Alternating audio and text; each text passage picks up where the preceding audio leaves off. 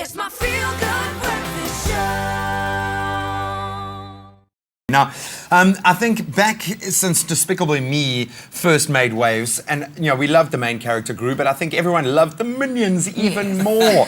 Minion Dave is without a doubt my favorite animated character. Just look at that. You even know their names, dude? I know their names, man. What on I've earth? even got a toy Minion Dave, believe it or not.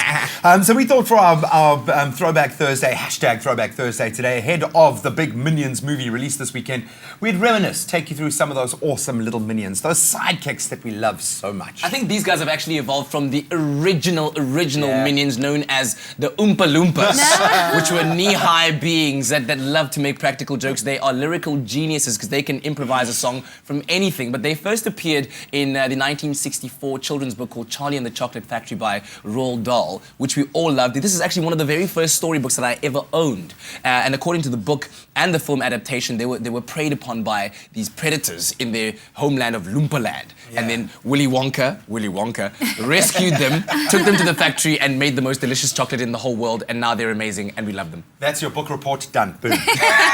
Don't ever read it, man. Well, I want to throw it back to, this is the 1993 child series. Who remembers these laboratory mice, What are we gonna do Pinky today, and Brain? the Brain? Their little theme song, it always it gets stuck in your head. Try to take Pinky. over the world. Yes. So they're always trying to take over the world, and really, it's really been a fun show, and they never succeed in taking over the world. Each episode they try and they're like, what are we going to do today? And they just never get to it. I think, they took over our world. They really did. Well, I think with Star Wars being reinvented, we're going to see two particular Minions or sidekicks return, C-3PO and R2-D2. Now, of course, we know that C-3, he talks a huge amount. He is, in fact, a language robot. That's what he does. But R2-D2 is the real hero of the story. The amount of times he saves the day. Look at this little robot.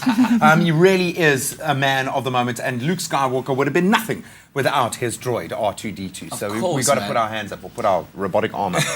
But keeping it a little less technological and even more old school is probably one of the most beloved sidekicks of all time. Of course, I'm talking about none other than John Watson, who is the friend and the sidekick of Sherlock Holmes. Dating elementary. all the way back to 1887, has been featured in almost 56 novels, and has been loved by characters and by fans of the story for over 128 years, and he's been in films, in television series, so many different adaptations, stage plays. He is. I love Jude Law in the movie, man. He was awesome. As Elementary, Dr. my dear Watson. Watson. Elementary.